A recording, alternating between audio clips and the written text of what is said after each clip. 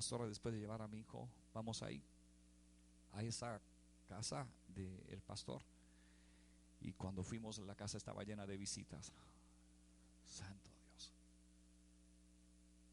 Cuando vi la casa tan llena de visitas, yo dije, puse una excusa y dije, no puedo. Le dije a la pastora, pues hoy no es, porque hay visita en la casa y nos tenemos que ir. Justamente cuando estoy virando mi carro, sale el pastor al balcón de la casa, me ve y me dice, hey pastor. Ya no me podía ir. Me tocó bajarme del carro. Él me recibió. Cuando voy ahí, conmovido por lo que Dios estaba haciendo, le digo, pastor, vengo a pedirles perdón. Y ya lo había hecho por teléfono, pero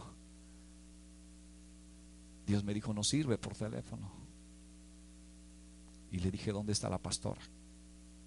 Fuimos al cuarto. La pastora había tenido un accidente y fuimos al cuarto a buscarla y me puse ahí y les dije, pastores, les fallé, les traicioné, fui un inmaduro, actué como la peor persona, traicioné su confianza, no fui ese amigo que ustedes esperaban, y vengo a pedirles perdón, por favor. Recuerdo que lloramos mucho esa mañana, y salí de esa casa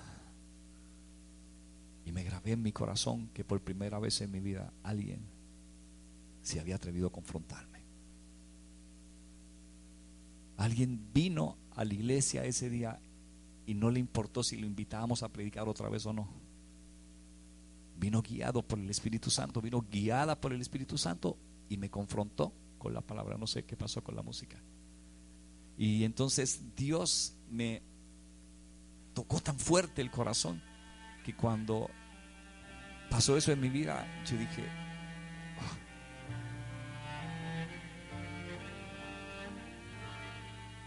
Esta mujer, esta doctora, trabajaba en una tienda muy cerca de aquí. Me decía después, pastor, yo no me atreví a mirarlo a los ojos. Yo sentía una vergüenza tan grande, porque yo creía que usted estaba enojado. Y me fui a mi casa y le dije, Señor, ¿por qué me hiciste esto? ¿Por qué me metiste en esto? Y yo la abracé y le dije, tú sabes que ese día fue el mejor día de mi vida, porque ese día Dios te usó a ti para confrontar mi vida.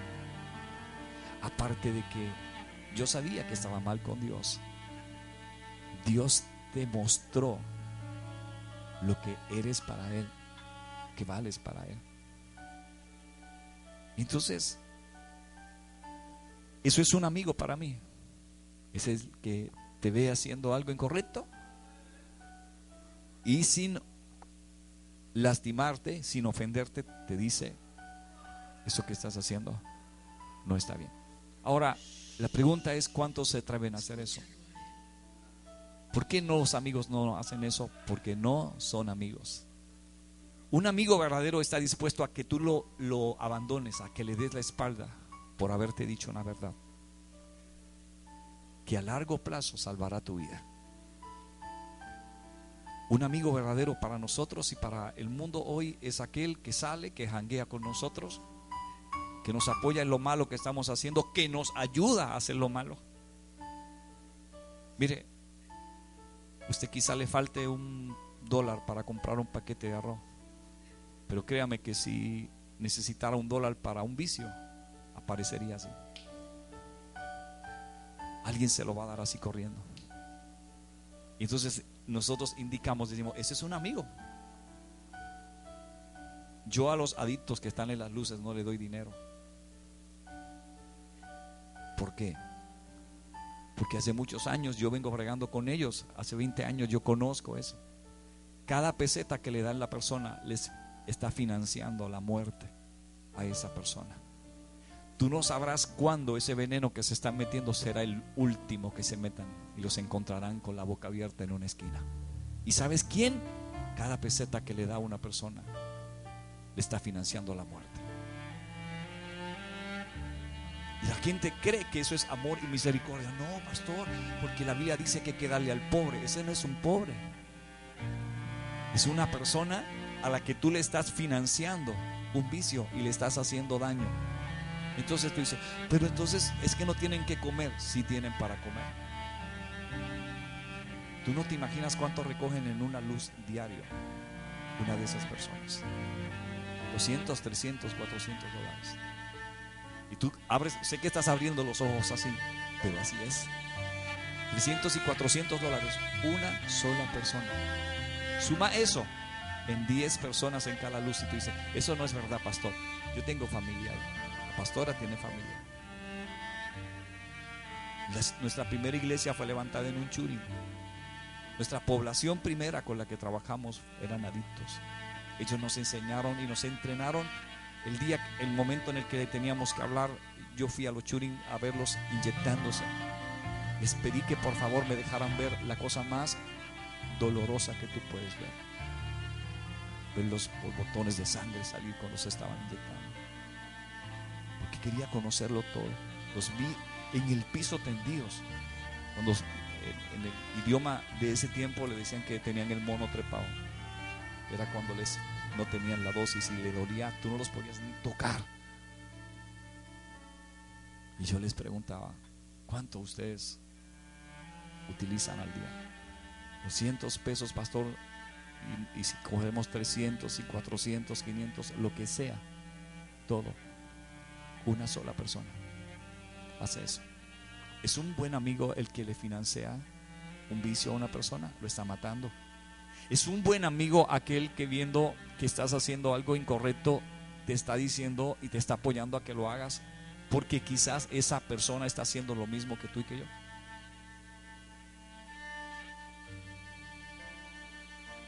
Quiero que me atiendas bien aquí, porque eso es bien importante.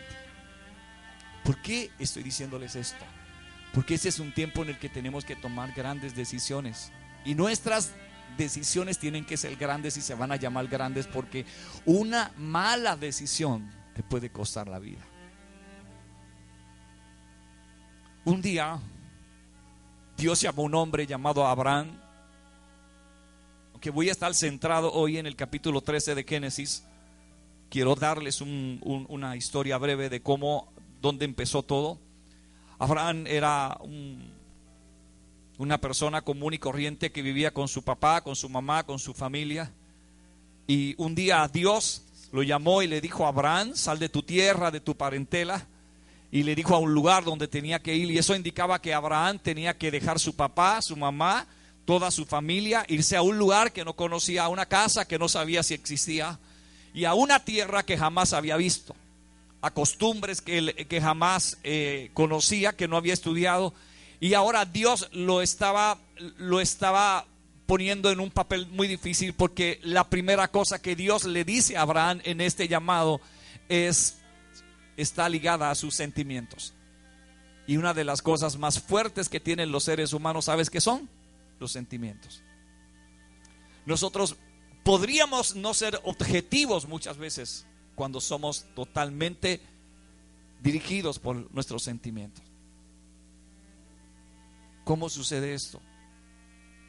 Cuando se trata del sentimiento, nosotros no tenemos objetividad, porque el sentimiento es más fuerte, la sangre pesa más sobre nosotros. ¿Qué ocurre si viene un vecino a decirnos que uno de nuestros hijos está haciendo algo malo?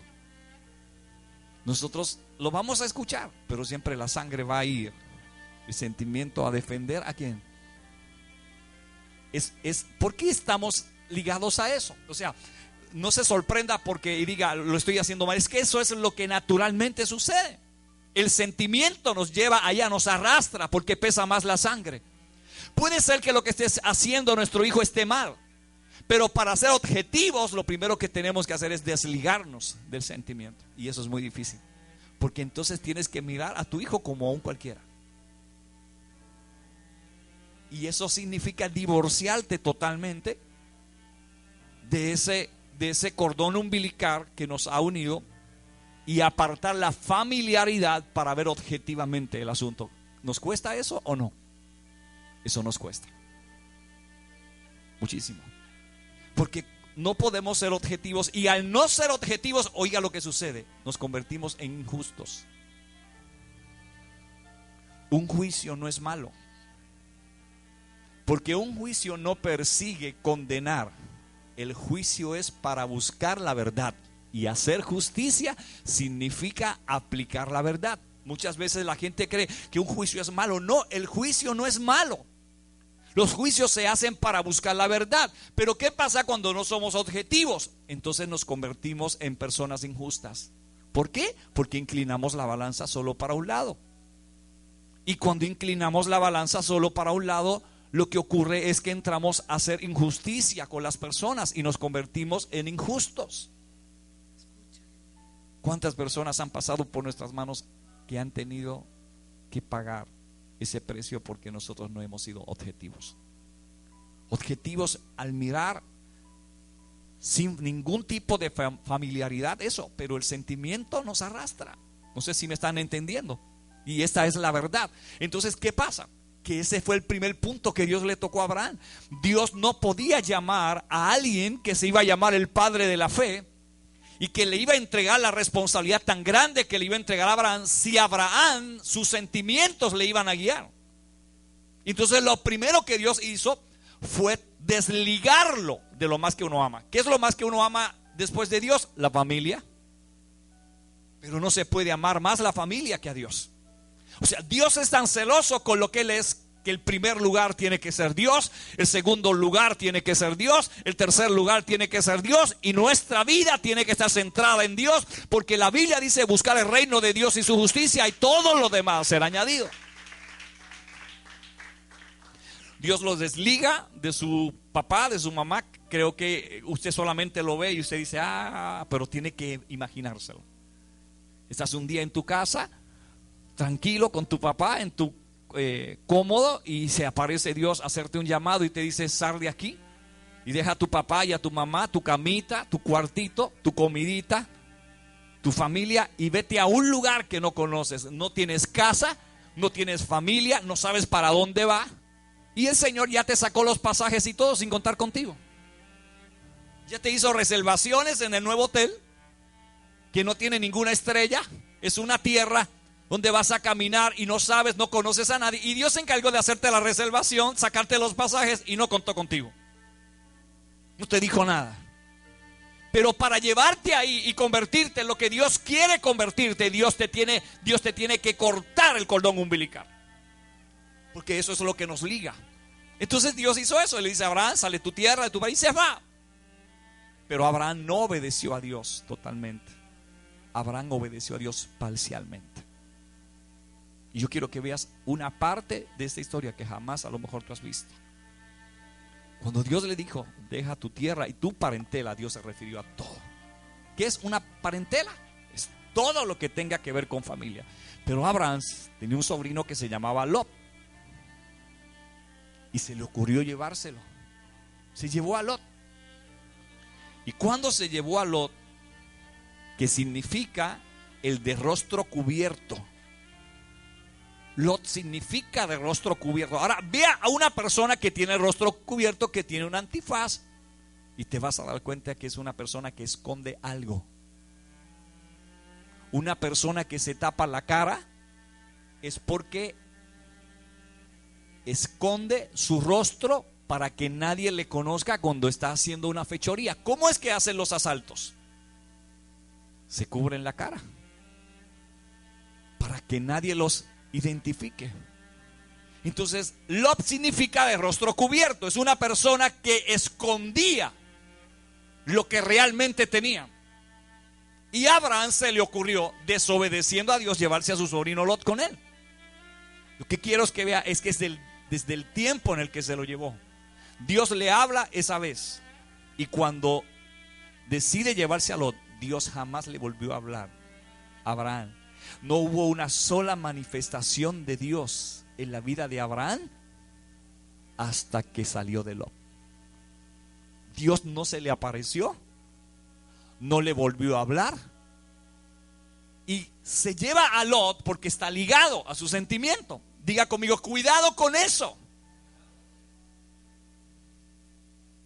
porque el sentimiento nos desenfoca,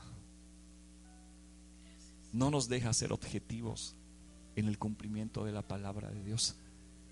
¿Qué pasaba con los hermanos de David? A los hermanos de David su papá los tenía bien, todo el mundo los conocía, pero David lo tenía guardado en un lugar. David era el que nadie conocía, eran injustos con David, y por eso cuando fueron a buscar a ungir a David, no lo encontraron en la casa. Y el hombre de Dios que va a ungirlo, Samuel, le dice: ¿tú no tienes a otros? Y le dice: bueno, sí hay uno, pero o sea, ese es el que está por allá, esa es la oveja negra de la casa. Y pasa que la oveja negra de la casa era el que Dios había señalado como rey. Y Samuel le dice: búscalo.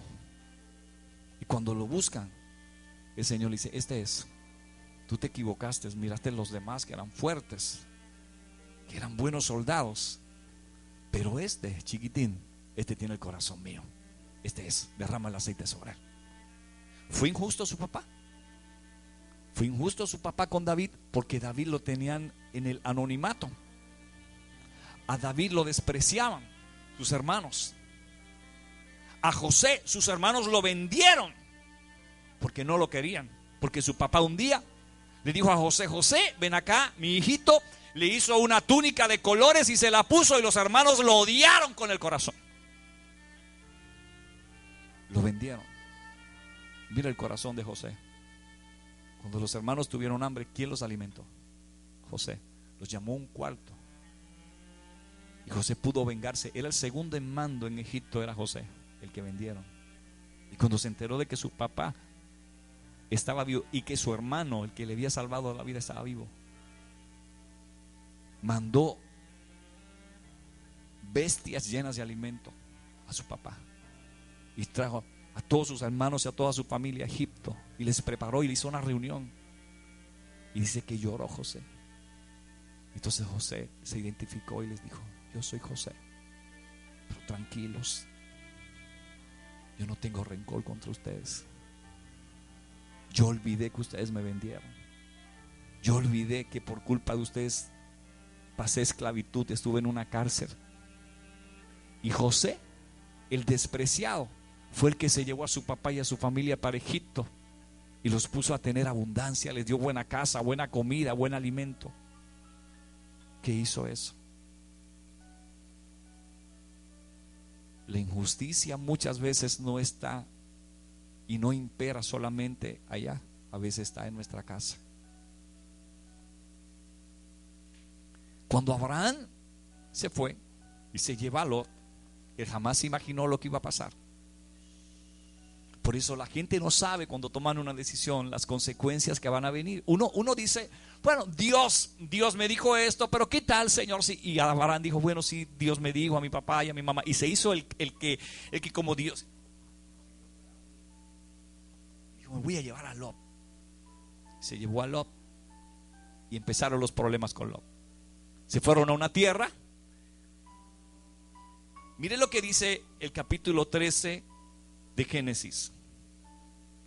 Subió pues Abraham de Egipto hacia Nehué, y su mujer con todo lo que tenía, y con él Lot. Y Abraham era riquísimo. Diga conmigo: era riquísimo. Decía que no hay nada malo en ser rico. Abraham era riquísimo en ganado, en plata y en oro. Diga: yo también. Y volvió por sus jornadas desde el Nehué hacia Betel, hasta el lugar donde había estado antes, la tienda entre Betel y Jai. Al lugar del altar que había hecho allí antes, invocó allí Abraham el nombre de Jehová. Diga: la gente que quiere buscar a Dios, primero busca dirección. Y se va a ver un montón de gente que hoy le están diciendo a Dios: Señor, ¿y ahora qué? Si no le preguntaste primero, ¿por qué le preguntas ahora? Dígame. Si yo no le pregunté a Dios primero cuando tomé la decisión, ¿por qué Dios es responsable ahora de contestarme? No, la decisión no es de Dios. No le estemos diciendo a Dios ahora, Señor, ahora tienes que hablarme. Cuando tú y yo fuimos los que tomamos la decisión. Si Dios no te habló, entonces a ti y a mí me corresponde ahora tomar la decisión. No es a Dios. No es a Dios. Abraham se inclinó, hizo un altar y eso significa que empezó a buscar la dirección de Dios. Pero mire lo que ocurrió. También Lot, que andaba con Abraham, tenía ovejas, vacas y tiendas. Ahí lo viste. Los dos estaban bendecidos. Pero mire lo que pasó. En la tierra no era suficiente para que habitasen juntos, pues sus posesiones eran muchas y no podían morar en un mismo lugar. Y hubo contienda entre los pastores del ganado de Abraham y los pastores del ganado de Lot. Y el cananeo y el fereceo habitaban entonces en la tierra. Entonces Abraham dijo a Lot: no haya ahora altercado entre nosotros dos, entre mis pastores y los tuyos, porque somos hermanos. El primer problema que se aparece, Lot se convirtió en un problema para Abraham.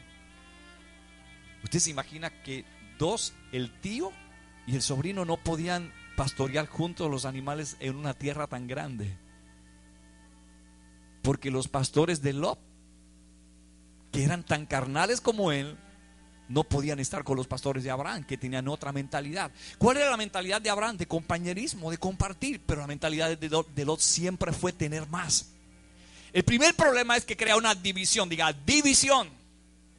Tú vas a ver eso cuando una mala decisión se toma y no se pone a Dios por delante. Empieza a haber división en la familia, en el hogar, en los pueblos, en los barrios, en las comunidades, en el trabajo, porque hay alguien que hizo algo que no tenía que hacer. Y en este caso todo esto está ocurriendo porque Abraham obedeció a Dios solo parcialmente. Y a Abraham se le ocurre la gran idea de decir: bueno, para que no haya problemas entre tus pastores y los míos, hagamos algo, vamos a dividirnos. Y mire lo que ocurre. Entonces Abraham dijo en el verso 9: ¿no es esta toda la tierra delante de ti? Yo te ruego que te apartes de mí. Si fueres a la mano izquierda, yo iré a la derecha, y tú a la derecha, yo iré a la izquierda. Mire ya la familia cómo empezó. Salieron juntitos de la casa. Y aquí, ¿cómo está la familia? Dividida.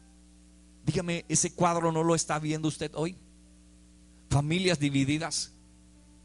Porque siempre hay alguien en la familia que no se quiere unir. Dice: mire, yo soy un hermano de 13. Dígame cuán difícil es reunir la familia y que todos piensen que lo más importante son los patriarcas que están ahí. Pero no todo el mundo piensa así, y siempre hay alguien que quiere alar para su lado. Y usted hace algo y otro dice que no, y siempre hay alguien que quiere dividir, que quiere boicotear lo que usted está haciendo. Entonces usted tiene que decidir qué hacer: enfrentarse. Y eso le va a costar. Y entonces a Abraham se le ocurre la idea de decir: bueno, vamos a dividirnos. Y entonces mire lo que pasó. Lot levanta su mirada y mira unos llanos, unos enormes llanos. Y en el verso 10 dice: y alzó Lot sus ojos y vio toda la llanura del Jordán, que toda ella era de riego como el huerto de Jehová, como la tierra de Egipto en la dirección. En esta época la llanura del Jordán era tan fértil que Lot pensó que había llegado al huerto del Edén. Parece que como si Lot estuviese dándole la espalda a la tierra prometida. La tierra prometida quedaba para acá. Y Abraham dijo: yo voy a subir a esos montes, porque la mentalidad de Abraham era buscar la presencia. Y Lot dijo: no, yo voy allá. Quedó de espaldas a la tierra prometida. Las promesas estaban ¿a dónde? En la tierra prometida. Todo lo que Dios había dicho que iba a pasar para la familia de Abraham estaba en la tierra prometida. Y Lot se puso de espaldas a la tierra prometida. ¿Por qué Lot se puso de espaldas a la tierra prometida? Porque cuando Lot vio las llanuras, vio que había algo que él podía obtener para él. Vio beneficios. Una de las cosas que más nos ocurre a nosotros muchas veces, en las que Dios nos pone a prueba, es cuando estamos en una necesidad y el diablo viene a abrirnos puertas que sabemos que no son de Dios, en nuestra necesidad, a decirnos: mira, que tú crees si haces esto, nadie te va a ver. Y tú piensas: no hay leche en la nevera, no tienes con qué pagar la luz, no tienes con qué pagar el agua. Pasas una semana arrollado y el diablo te está poniendo una gran tentación. ¿Por qué? Te está ofreciendo un beneficio. Y cuando Lot miró la llanura, Lot dijo: bueno, me hace falta esa llanura. Y miró que tenía necesidad de la llanura y agarró para la llanura.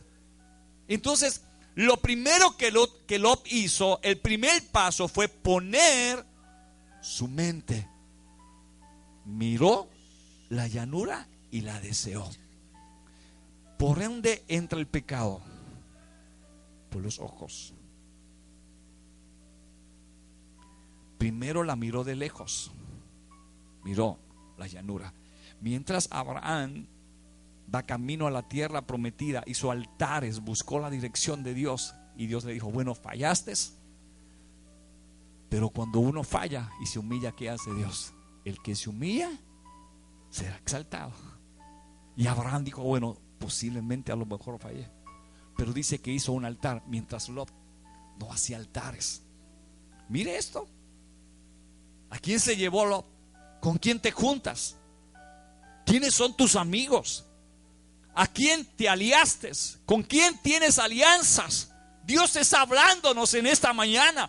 Los yugos desiguales en la iglesia no son solamente la gente predica y los pastores en la iglesia. Sí, los yugos desiguales, que no puedes buscar un joven que no tenga Dios. Pero si hay jóvenes, mire, un yugo desigual.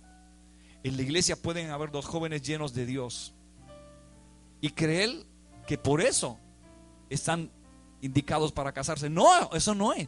Un yugo desigual es que ese no es el que te corresponde. Antes, un buey para arar, cuando se le quería enseñar a un buey a arar, se ponía un buey jovencito con un buey viejo. Entonces el que tenía el problema era el buey viejo, porque el buey viejo sabía para dónde iba, pero el jovencito no sabía. Y entonces este agarraba para acá y el buey trataba de llevarlo para allá. Eso es lo que nos pasa. Y pasaría en un matrimonio si nos casamos con alguien que no es la persona que Dios tiene para nosotros. Entonces hacemos yugos desiguales con amistades. Nos juntamos y nos aliamos con personas que jamás nos debimos pegar de ellos. No estoy predicando un mensaje de que tenemos que despreciar a la gente. O sea, yo a veces salgo y las nenas me dicen: papi, tú eres alcalde. Y yo saludo a todo el mundo y levanto las manos y abrazo, y la mayor parte de las veces no me acuerdo ni la gente que me saluda. Y yo espero que se vayan y la pastora me dice: ¿sabe quién es? Y yo digo: no sé quién es, pero no me atrevo a preguntar. Y entonces no se trata de eso. Saludo, pero hay gente que yo saludo con las que no me puedo mezclar.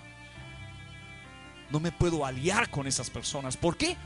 Porque pierdo lo que Dios me dio. La Biblia dice, el proverbista dijo que las moscas muertas echan a perder el perfume del perfumista. Uno de los insectos más nocivos es la mosca, porque cada vez que se para en algo deja sus larvas. Y las larvas de una mosca, que tú no ves porque son microscópicas, son gusanos. O sea, tú viste que una mosca se paró encima de un pan que te ibas a comer, sepa que te comiste todos los gusanos de la mosca. Y el perfumista dijo: un perfume solo podía estar intacto cuando no era tocado por una mosca. Porque si la mosca entraba, ¿qué ocurría? Que se quedaba en el frasco, no podía salir, porque el frasco del perfume no se abría hasta que se fuera a usar, y había que romperlo para usarlo. Y entonces las moscas se quedaban ahí y se morían. Cuando se morían, se descomponían. Y cuando algo se empieza a descomponer, empieza a hereder.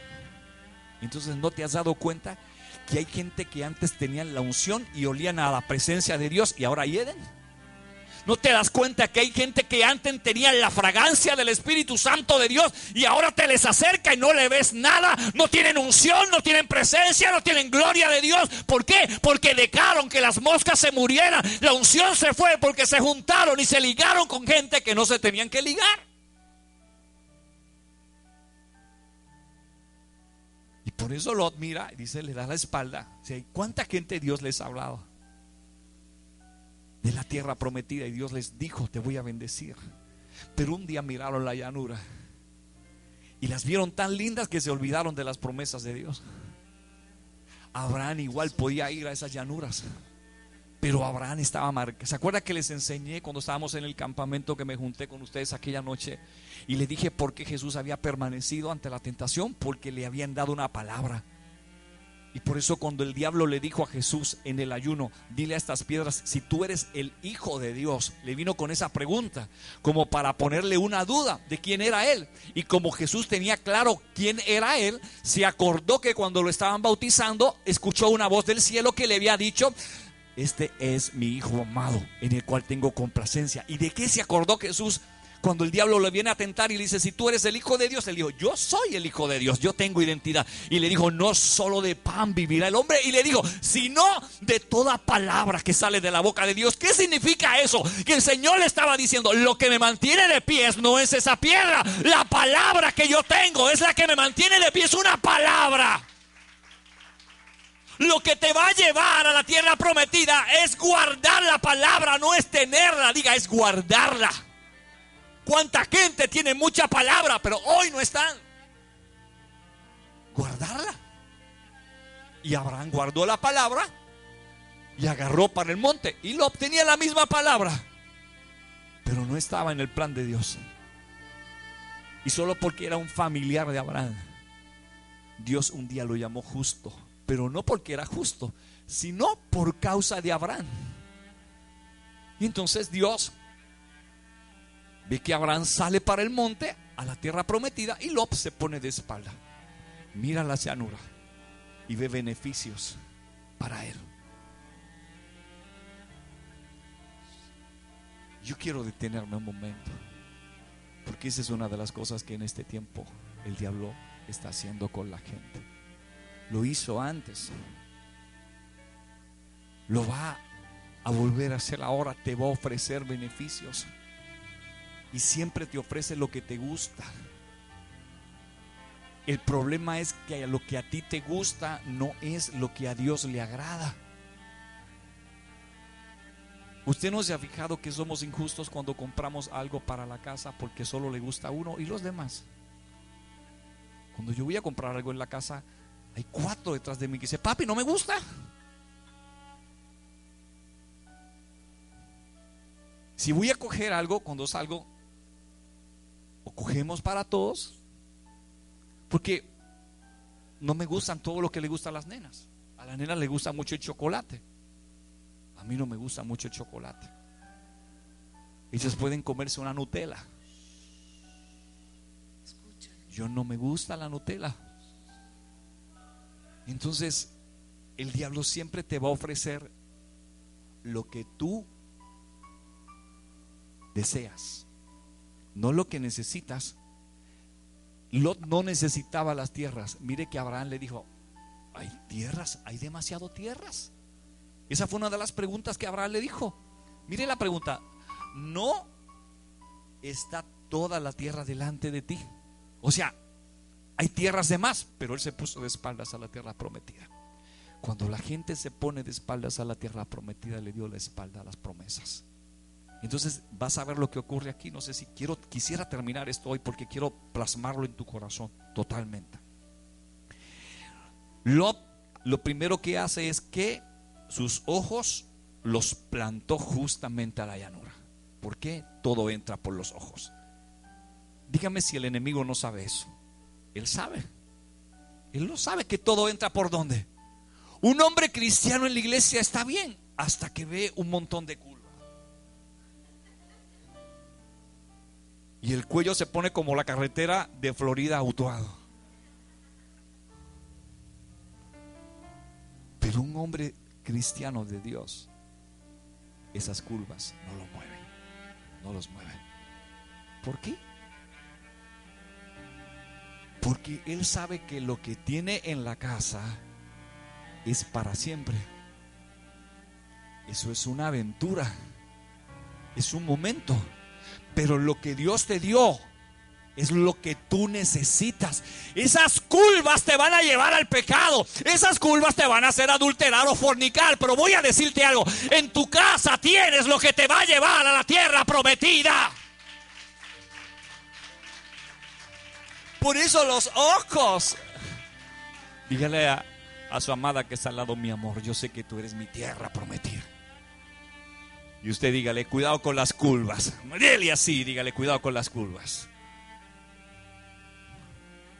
Y las hermanas pueden decirle: y usted tenga cuidado con esos bíceps fuertes y esos pechos sobresalidos. Aunque cuando te quites la camisa lo que vea es un violín. Es mejor tener un violín en la paz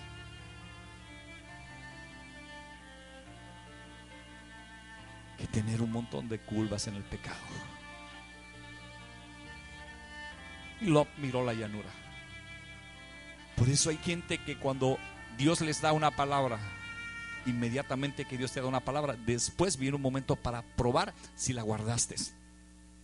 Por eso Dios antes le daba una palabra y le dice a los padres: póngalas en el cuello de sus hijos, grábenlas. Grabarlas significaba que ellos acostumbraban a escribirlas y se las colgaban aquí. Y los hijos, cada vez que se enfrentaban, leían la palabra que estaba escrita, porque tenían que guardar la palabra. Y entonces sí hay mucha gente que tuvo mucha palabra, mucha gente a la que Dios le hizo promesa, y hoy se están preguntando: ¿por qué? ¿Por qué, pastor, no se ha cumplido nada? Porque le diste la espalda a la tierra prometida. ¿Por qué pusiste tu mirada en Sodoma? Y cuando ponemos la mirada en Sodoma, lo que le estamos diciendo a Dios: no me interesa tu palabra, yo quiero beneficios. ¿Por qué? Porque Dios nos dio una promesa de que nos iba a prosperar. Pero mire, eso no sucede en un día. Hoy tú declaras una palabra y dices: Señor, voy a enterrar la miseria, y mañana no hay leche en la nevera de tu casa.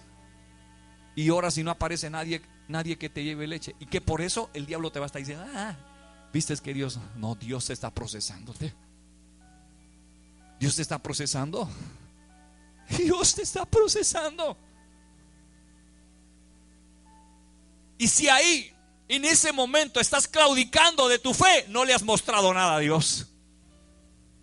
¿Por qué? Porque cuando nosotros empezamos a hacer lo que Dios nos dice que hagamos, el diablo va a ingeniárselas para hacer cosas que te causen duda de que lo que estás haciendo no es lo correcto. A lo mejor te ha dicho: ahora que estás ofrendando, ahora que estás diezmando, te va a ir peor. Y tú le vas a mirar a la cara a ese diablo asqueroso, sucio, y le vas a decir: Dios me dio una palabra, Dios me dio una promesa, y voy a guardar la palabra que Dios me dio.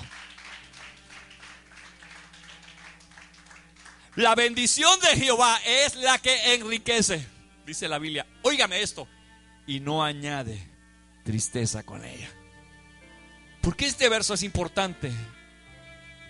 Porque cuando Lot miró la llanura, Lot dijo: puedo aumentar mis vacas, puedo aumentar mi cuenta de banco. Dijo, la llanura en ese momento era lo más fértil que había. Y él dijo: este es el Edén de Dios.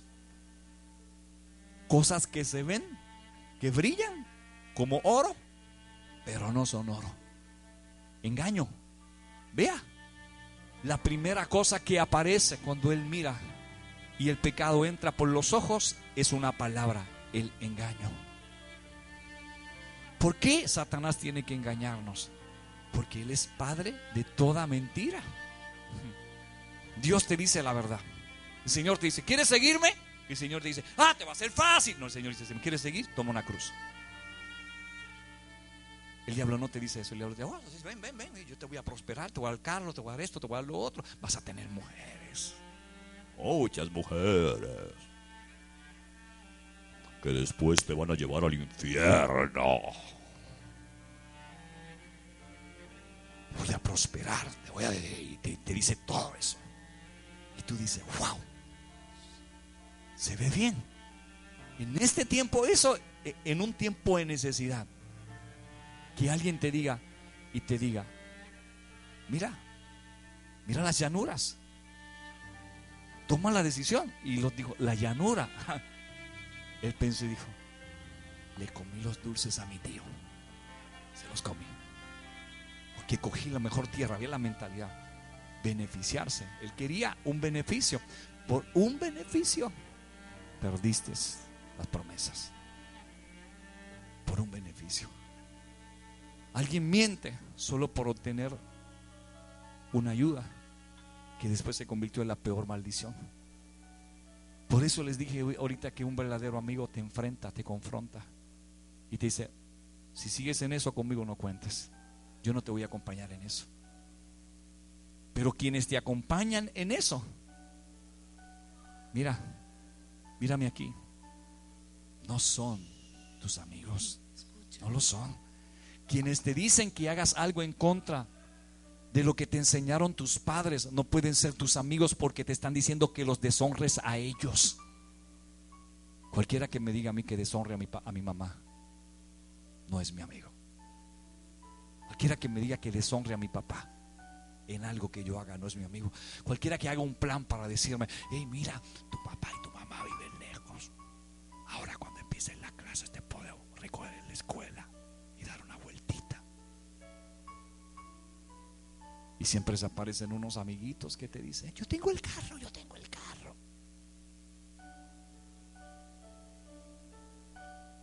Y después aparecen flotando en una playa. Y en la tarde están llamando a los padres. Esa noticia pasó hace poco. O embarazadas. ¿Por qué se pusieron de espaldas a Dios? Y a esta iglesia Dios nos viene hablando y avisando. ¿Por qué? Porque hemos pasado un proceso. Y el diablo cree que en nuestra necesidad nosotros le vamos a reír las gracias a él. Nosotros tenemos una palabra. Ustedes tienen una palabra. Yo tengo una palabra. Y voy a esperar en la palabra. Job dijo, aunque me mates, en ti esperaré. Así de fuerte es eso. Y lo admiró. Pero la llanura, o sea, usted visualice lo que significa Sodoma de lejos. Ese chico que te mira y que después vas a tener que cantar. Hasta que te conocí, vi la vida con dolor, porque ahora pienso en ti más que ayer, mucho. Se te amargó la vida, pero eso tú lo miraste y dijiste, ese es el que te movió el corazón, el que te movió las tablas. Pero ese chico no era, ese hombre no era. ¿Cuántos hombres casados hoy andan detrás de niñas, de nenas? ¿Por qué? Mire, iglesia, ¿sabe por qué yo le hablo así? Porque su pastor se arrastró en eso, porque yo vine de eso. Y en eso nadie. Por eso yo con mis hijas soy así. Y yo les digo, ¿saben por qué? Porque yo vengo de ahí.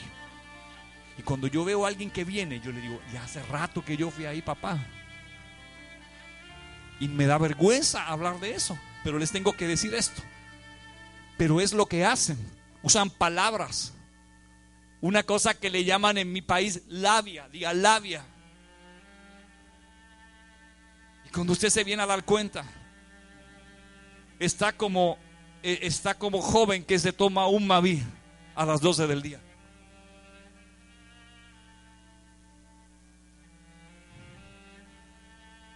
Embobado.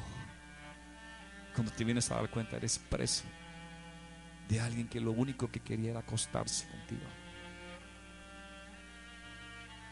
Yo quisiera gritar a los cuatro vientos que me escucharan las jóvenes y se detuvieran, y que tomaran esto como un aviso, como una advertencia de Dios, y que Dios te está diciendo, eso no es ese. Va a marcar tu vida, te va a hacer llorar. Es difícil regresar a la casa y haber metido las patas y tener que estar pensando toda la noche: ¿cómo le voy a decir a mi mamá? La misma que te dijo, la misma que te aconsejó, la voz del Espíritu que te habló en tu iglesia, la voz del Señor que te avisó, la voz del Espíritu Santo que te dijo: detente. ¿Qué vas a hacer con esta voz? ¿Qué vas a hacer con este aviso? ¿Qué vas a hacer con esta palabra? Esa es la pregunta de Dios. Porque el día que miramos la llanura, lo que encontramos en ella fue con un beneficio para nosotros. Por eso hay gente que sale corriendo. ¿Cuánta gente, cuántos cristianos salen corriendo en este tiempo? Y dicen: las cosas en Puerto Rico están malas. Dios le dijo que se fueran. Buscando, sí, porque allí hay mejor vida. Dios le dijo que te fuera. Dígame una cosa, hermano. Dígame una cosa, contéstemela, porque no le entiendo. ¿Usted lo conoce? Me tengo que ir al USA, porque aquí no se puede. ¿Cómo? ¿Y la palabra de Dios? ¿Qué estamos diciendo, hermana Lucy? Que tengo que irme para el Dios USA, porque la palabra que el Señor dijo, que Él era mi proveedor, que no ha visto justo desamparado, ni su simiente que mendigue pan. Que Isaac se fue a una tierra que estaba estéril y sembró en la tierra estéril, y la tierra se volvió fértil. Que ese Dios que hizo eso no está en mi país, que ese Dios no va a cumplir su palabra, que no es verdad lo que Dios me ha dicho.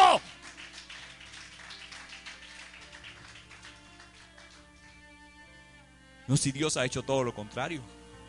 O sea, Dios nos saca de la comodidad siempre. Miren las historias de la Biblia. Abraham estaba cómodo y Dios lo envía para una tierra que no tenía nada. Ahora, dice que aún cuando se fue, Abraham seguía siendo rico. Explíquemelo. Elías y Eliseo eran ricos. Tenían yuntas de bueyes, y el que tenía una yunta de bueyes antes tenía 5 Mercedes último modelo hoy. Y la gente dice: el burrito de Jesús. Déjame decirte, el burrito de Jesús en el que se montó era el último modelo, y si era blanco, solo los ricos lo tenían. O sea, el burrito de Jesús dice que nadie se había puesto en él, tenía los plásticos puestos todavía.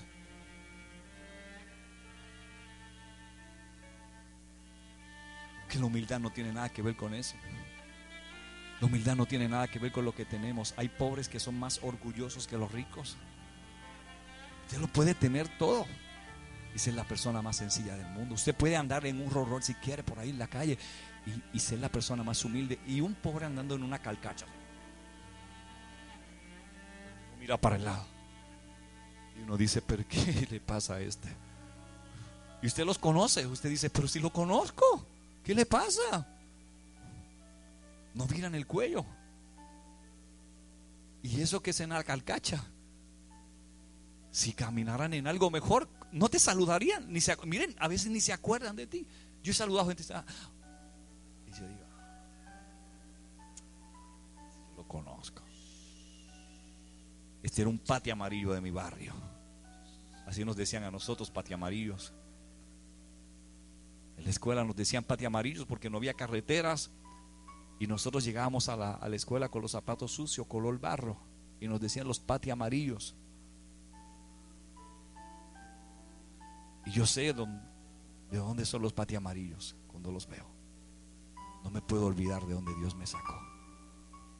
No me puedo olvidar. Miren, la primera vez que yo me puse unos tenis Procket. ¿No se acuerdan de los tenis Procket que se parecían a los Converse y tenían unas lineecitas aquí, rojas y azules? Y el logo. Mi papá y mi mamá no tenían dinero para comprarme esos tenis. Jamás. Y un abogado amigo de mi papá, que mi papá trabajaba en la finca, y los hijos tenían más o menos la edad que nosotros, nos empezó a regalar ropa usada, y entre la ropa llegaron unos Procket.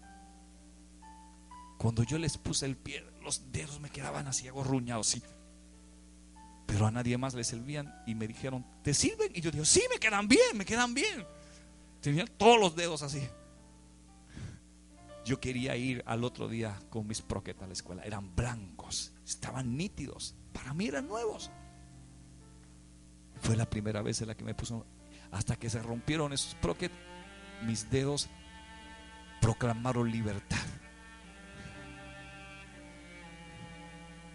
Lo sometí a ese dolor por todos esos meses, porque los zapatos de antes no se rompían. Y yo veía mis Crockett y yo decía, wow, hoy me da risa contarlo, pero Dios se acordó de mí. Dios se acordó de mí. Y cuando hoy me puedo poner unos Converse o me puedo poner lo que sea, no me olvido de dónde me sacó Dios. Por eso no miro las llanuras, por eso siempre estoy mirando las montañas. Sé que me va a costar llegar allá, sé que va a ser más difícil, y sé que a veces me han hecho ofertas que son mejores, pero yo sigo mirando. Pablo dijo, mirando al blanco de la soberana vocación. Y eso está diciendo, enfocados en el blanco, enfocados en lo que Dios nos dijo, enfocados en la palabra. Primer paso en una mala decisión, mirar a Sodoma. Lo primero que lo hizo, dio la espalda a la tierra prometida, a las promesas, y miró a Sodoma. Sodoma significa lugar de abrazamiento quemante,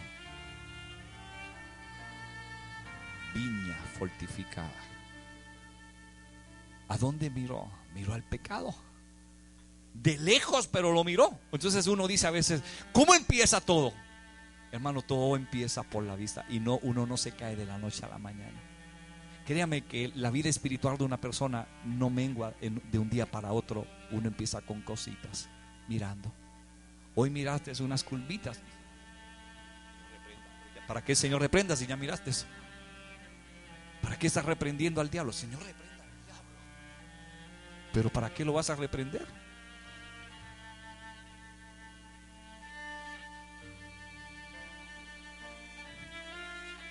Empezamos solo con mentiritas, cositas. Empezamos con mensajes entre líneas, a escribir en Facebook. Yo conocí a una persona en Lawrence, Massachusetts. Fui a hospedarme a su casa con la pastora en un evento que fuimos a una iglesia. Y este hermano llorando me dijo cómo había perdido a su esposa y a su hija. Entraban por las noches, él era camionero, no estaba muchas veces en su casa porque tenía que viajar de una ciudad a otra ciudad y a veces tenía que quedarse. Les compró todo lo que necesitaban, le compró la mejor computadora a su hija, a su esposa, y su esposa empezó a descuidarse en la vida espiritual y empezó a entrar y a chatear por las noches y empezó a conocer amigos. Un día él vino y vio que la relación entre ellos empezó a enfriarse. Su hija se empezó a poner rebelde con él, y como que notó que a ellos le agradaba la ausencia de papá en la casa. Él lo percibió, como cuando la gente te empiezan a preguntar, ¿y cuándo es que te vas? Eso es como si te dijeran, ¿cuándo es que te vas? ¿Ya te vas? Acompáñalo a la puerta, por favor.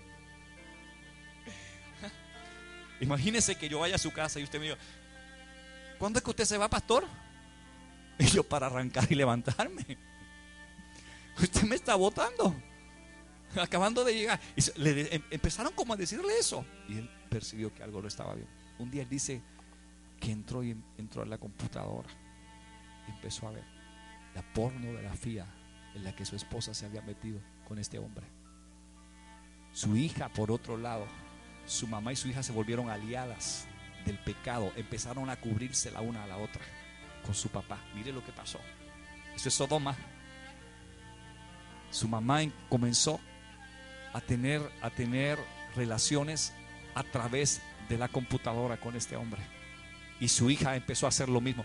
¿Crees que una madre expuso a su hija a eso solo para que le cubriera su pecado? Eso es Sodoma. Cuando pones la mirada en Sodoma, estás haciendo eso. Perdió a su esposa. Un día llegó de uno de los viajes y encontró que se lo habían llevado todo. Se fueron. Y él llorando me contaba lo que había pasado. Porque el pecado no viene de un día para otro. Tú empezaste con algo, una palabra, una de esas palabras que el diablo siempre te trae una palabra. Lo más fuerte que puede mantenerte ante una tentación es una palabra, pero es lo mismo que el diablo va a utilizar para llevarte. Una palabra. Como decía el hermano Jimmy, mi amor, mi amorcito. Los hombres empiezan a decirte, ¿sabes una cosa? Los casados empiezan a decirte, jamás he pasado un tiempo. Mira que yo estoy con mi esposa, pero qué tiempo aburrido. Mis horas contigo, mi amor, son como lunas en la noche. Y tú estás por teléfono. Eres como el sol que brillas en un lindo amanecer. Palabras. Y te empiezan a decir, tú lo llenas todo en mi vida. Y tú empiezas a creerles ese montón de embustes que dicen los hombres. Porque lo que tienen en la mente es una palabra que empieza con M y otra que empieza con C. Motel y cama. Ahí es donde te van a llevar. Y hacen toda una historia. Toda una historia. Y esas palabras empiezan a carcomer aquí. Y cuando llegan acá, eso es Sodoma. Son palabras. Todo empezó con una palabra y te empiezan a decir cosas. Pregúntele a quien haya caído en un adulterio, en una fornicación, cómo empezó todo. Se lembaron. Ahí, diga conmigo, se lembaron. Alguien se sentó en una mesa contigo por teléfono y tú terminaste saliendo con esa persona. Una llamada, una cita. Tomemos un café. Y empezaron los mensajes entre líneas. Yo siempre uso una palabra para todo el mundo y he tenido problemas porque a veces se me olvida y se la digo a los hombres. Yo le he dicho mi amor a un hombre. A veces estoy pidiendo algo y le digo, sí, mi amor. Y la pastora dice, le dijiste es mi amor a un hombre. Yo le digo, ¿pero qué tiene de malo si ustedes las mujeres le dicen mi amor a otra mujer? Es una palabra que yo utilizo, es una palabra genérica que yo utilizo en mi lenguaje para decir, usted sabe que cuando usted habla conmigo, siempre en la iglesia o por teléfono, yo le digo, mi amor, ¿cómo estás? Esa es una palabra que lo estoy diciendo con el corazón. No es mi amor porque me está entendiendo. Pero esas mismas palabras se pueden utilizar entre líneas. Y a lo mejor entre líneas alguien te dice, un día empezaste solo con un saludo y al otro día aparece un mensaje que dice, eres como la flor de mi vida. Ya eso es otra cosa. Eso no es amistad. A tomates no huelen. Eso es otra cosa. Y tú contestaste ese. Al otro día encuentras, me haces falta. Y tú contestas, YouTube. Y él te dice, tú me.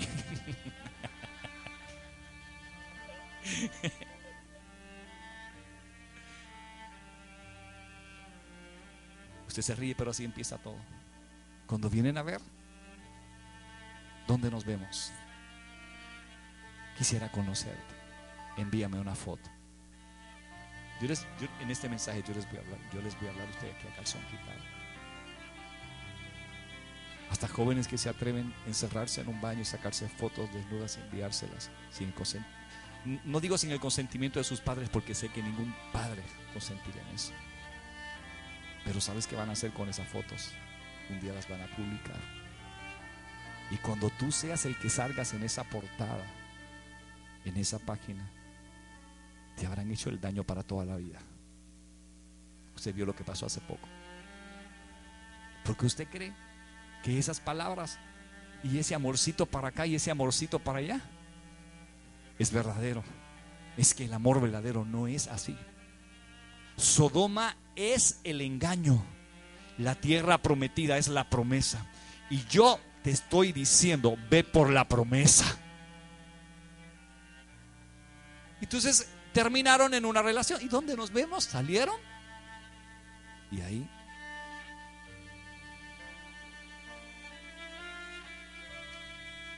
se metió el pecado. Se concretizó aquello que solamente había empezado con una palabra, con un mensaje. Alzó sus ojos, vio toda la llanura del Jordán, que toda ella era de riego, como el huerto. Mire cómo dijo como el huerto de Jehová. Y Y si son la palabra cristiana, usted dice, si era como el huerto de Jehová, pastor, era bueno. Eso es. Así es como el diablo te presenta a Sodoma. Así es como lo hace. Y entonces te ofrece lo que en ese momento tú quieres. Dios nunca te va a dar lo que quieres. Dios te va a dar lo que necesitas. Yo le he pedido a Dios muchas cosas, hermano Ángel, pero nunca me ha dado lo que quiero. Y a veces me he enojado con Dios. Y he hecho a veces como el chavo.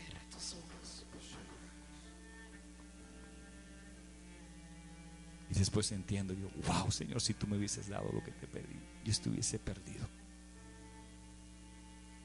Gracias por darme lo que necesito. Yo estoy bien con lo que Dios me dé. Estoy bien con lo que Dios, si lo que tengo hasta ahora es lo que necesito, yo soy feliz porque eso es lo que Dios tiene para mí. Si todavía Dios no me ha dado la casa, si todavía Dios no me ha dado todo lo demás, entonces es porque esto ahora es lo que necesito. Y yo debo ser feliz y ahora gozarme con lo que tengo, no con lo que voy a tener porque todavía no lo tengo. Gócese con lo que Dios le dio ahora. Haga fiesta con lo que Dios le dio.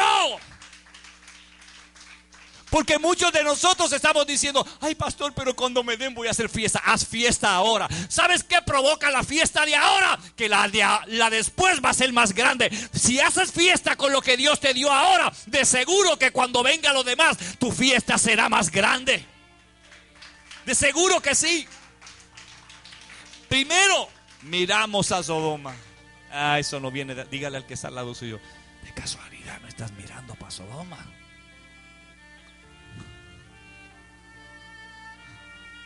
De vez en cuando no te has tirado una miradita para Sodoma. Segundo, después que miró, mire lo que dice: puso su tienda en dirección a Sodoma. Segundo paso. De acá le dio la espalda a la tierra, la miró, pero ahora se va a acercar más. ¿Le gustó Sodoma? ¿Qué hacemos cuando por nuestros ojos entra la avaricia, el pecado? Primero lo miramos y si nos gusta, ¿qué hacemos? Nos atrae y nos acercamos para mirarlo mejor. Entonces Lot dijo, ya miré. Y ahora dice,